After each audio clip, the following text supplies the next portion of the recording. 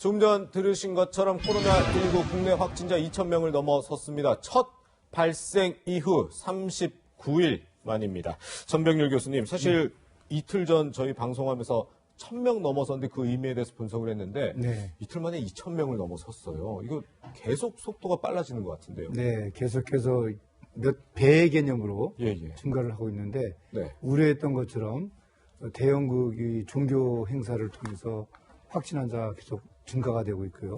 특히 또 이제 그 과천 지역에서 종교 활동에 참여했던 사람들 중에 상당수가 지금 의심 증상, 주증상자가 지금 증가하고 있습니다. 이분들이 확진 환자로 판명이 될 경우에는 또 이분들의 어떤 특성상 그 한 곳에만 머물지 않고 여러 지역들을 방문하면서 포교 활동을 하고 또 합숙 훈련, 또 각종 교육 행사 이런 것들이 있기 때문에 경기도 지역은 물론이고 이 서울 지역까지도 대규모 환자 발생이 생기지 않을까 상당히 걱정이 됩니다. 네, 교수님, 오늘도 이 대구 경북에서 230명 넘게 확진자가 발생하면서 전체 확진자의 84%를 넘어섰는데 또 하나 눈에 띄는 게 서울과 수도권에서도 확진자가 늘고 있다는 점이거든요. 어떻게 보십니까? 네, 말씀드렸던 것처럼 계속해서 이 종교 활동을 통해서 환자들이 지금 늘어나고 있습니다. 또 문제는 그 신천지 교회의 신도들이 지금까지도 본인의 어떤 신분을 밝히지 않고 있을 뿐은 물론이고 계속해서 숙소 생활을 하면서 많은 그런 또 종교 활동들이 지금 이루어지고 있어요. 그런 면에서 특단의 조치가 이루어져야지만이 이 신천지 교회를 중심으로 한 지속적인 환자 확산, 증가 양상을 중단시킬 수 있을 것 같고요. 또 이 신천지 교회뿐 아니라 그 여러 이 대형 교회들에서도 지금 주일 예배가 또 계속해서 지금 그 주일날 그 속개가 되는 걸로 지금 알고 있는데 이런 감염병 유행 시기에는 그런 모임 행사 자체가 좀 중단될 필요가 있을 것으로 생각을 합니다. 지금 계속 이제 과천 신천지교회 얘기를 해주시고 있는데 이 신천지교회 가천본부가 어쨌든 제2의 폭탄이 될 수 있다. 대구교회에 이어서 지금 이런 전망 많이 나오는데 지금 유증상자만 보니까 215명이나 되더라고요. 이들이 뭐 다 확진자는 아닌데 이들이 이제 곧 확진자로 돌아설 가능성도 좀 큰 거잖아요. 지금 대구 신천지만 하더라도 그 유증상자분들에 대한 이 진단을 해보면은 80% 이상이 전부 확진 판정을 받고 있는 양상입니다. 그리고 또 실제 지금은 이 독감 의심 증상을 가진 환자의 이 천분율이 계속해서 이제 감소하고 있는 양상이기 때문에 사실상 지금 이 상황에서 저렇게 그 의심 증상을 보인다라는 것은 코로나19에 감염됐다라는 것들을 의심할 수 있는 아주 유력한 증거라고 할 수 있겠습니다. 그렇군요. 네, 지금 뭐 신천지 집단 생활이 문제다 이런 얘기도 나오고 있는데요. 확진자 2명이 나온 과천에 신천지 집단 생활 시설을 찾았습니다. 그 모습 함께 보시겠습니다.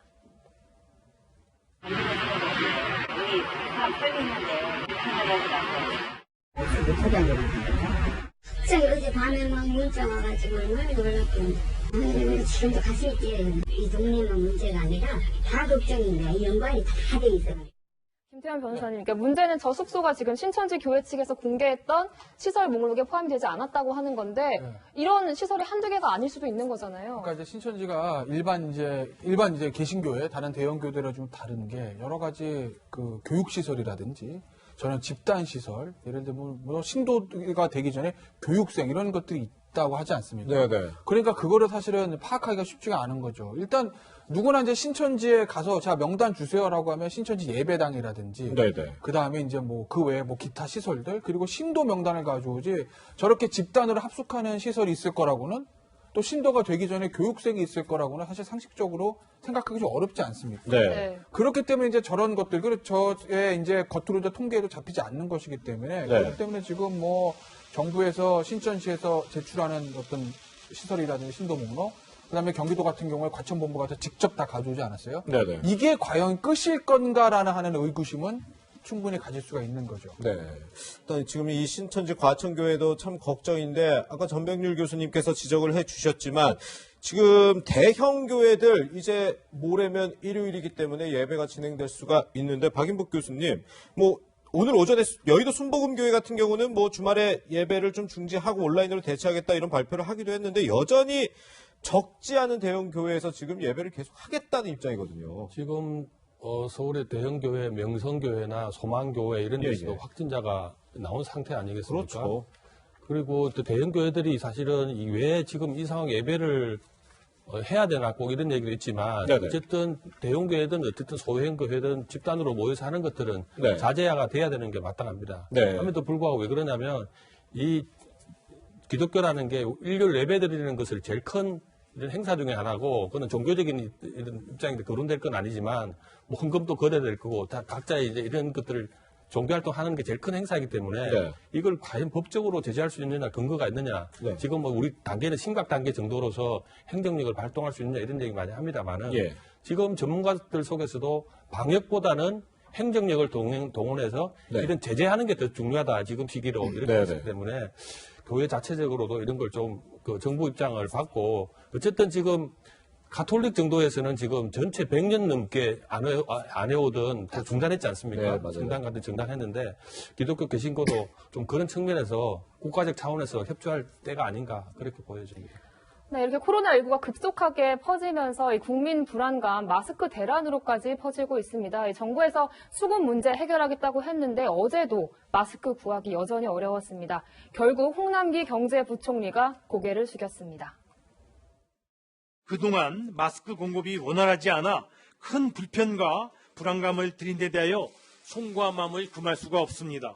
아울러 하나로마트, 우체국 등 공적 물량이 판매되는 매장에서는 홈페이지 등을 통하여 마스크 구매 가능 여부 등을 공개하여 국민 여러분들의 불편이 최소화되도록 더 노력을 기울이겠습니다. 경제부총리인 제가 매일매일 식약처장과 함께 점검하도록 하겠습니다. 사장님, 저도 어제 우체국 갔다가 마스크 사지 못하고 허탕을 쳤는데 뭐 오늘 오후 2시에는 또 살 수 있다고 하는데 사실 이것도 믿을 수 있을까 싶거든요. 그러니까 어제 안 돼도 500만 장 오늘 갑자기 나오겠어요. 그러니까 오늘 아침 이제 조간신문들이 보면 전부 다 이 문제를 좀 지적을 하고 있는데, 네. 그러니까 정부에서 저 500만 장이라는 통계가 어떻게 나와서 어떻게 확신했는지 모르겠습니다. 예. 실제 제조업체 입장은 다르다는 거 아니겠어요. 네. 예를 들어서 지금 저 마스크 대란이 있은 게 1월 말부터입니다. 거의 한 달이 지났어요. 그러면 이제 마스크 필요한 게 마스크란 게 제조업체에서 제조하고 유통업체에서 받아다가 시중에 푸는 거거든요. 유통업체가 제조업체랑 입도 선매를 계약을 해놓은 것도 있다는 거예요. 예를 들어서 송찬호 앵커가 제조업체고 제가 유통업체입니다. 네. 나한테 100만 장 주기로 계약을 했어요. 네네. 그런데 정부에서 납품하라고 합니다. 네. 그럼 제가 가만히 있겠습니까? 가만히 안 있죠. 계약서에 보면 위약금이 걸려 있을 텐데. 네, 그럼 네. 제조업체 입장에서는 이미 유통업체랑 계약한 부분 물량들을 위약금을 감수하고서 취소하고 정부에 납품해야 되는 거거든요. 네네. 이거 정부에서 위약금 문제 해결해 줄 겁니까? 네. 그러니까 그런 것들을 다 시장상을 알아보고 예. 그리고 나서 언제까지 얼마를 우리가 시장에 풀겠다라는 거를 좀 얘기를 해야지 그거 시장 돌아가는 거 아무것도 모르는 상태에서 무슨 책상에 앉아있다가 내일부터 500만 장을 풀겠습니다. 이러면은 그 다음부터 정부가 하는 말은요 신뢰가 안 가요. 네네. 지금은 굉장히 위기 상황이고 이기 때문에 국민 입장에서 보면 정부의 말을 믿어야 되거든요. 네. 근데 믿으려면 어떻게 해야 돼요? 애초에 나왔던 말들이 그 다음에 실현이 되고 그래야 되는데 정부가 말한 거 어제 500만 장에도 가보니까 안 된다. 이러면은 정부의 말을 믿을 수가 없게 되면 그 다음부터 나오는 어떤 말들에 대해서도 신뢰가 안 가는 거죠. 네. 그러니까 시장상 알아보고 좀 신중하게 할 필요가 있다라는 겁니다. 네. 네. 전병일 교수님. 네. 어쨌든 지금 정부가 공적 판매를 하겠다고 했는데 실제 이제 소비자들 일반 국민들한테는 지금 와닿지 않고 있는 상황이에요. 그래서 네. 뭐 자기 지금 예방을 스스로 해야 되는 상황인 건데 이렇게 마스크 못 구하고 이런 상황에서 좀 어떻게 할 수 있을까요? 일단 뭐 불필요한 외출이나 모임은 자제를 하는 것이 네네. 이 바이러스에 노출될 수 있는 그런 기회를 줄이는 거죠. 예. 그리고 또 불가피하게 외출을 하는 경우에는 가급적이면 이제 사람이 많이 모인 곳들을 피해야 되고요. 네. 마스크가 없는 상태이기 때문에 그렇다고 해서 뭐 재사용하는 마스크를 찾으러 다닐 수도 없는 거고 그렇죠. 그런 면을 제일 조심해야 되고요. 네. 또 어쨌든 간에 이제 주변에 그런 발열 증상이 있는 사람들이 있다면 그런 분들과의 만남도 또 피해야 되는 그런 또 여러 가지 개인적인 관리가 제일 요구되는 그런 상황인 것 같습니다. 네. 네. 그렇군요.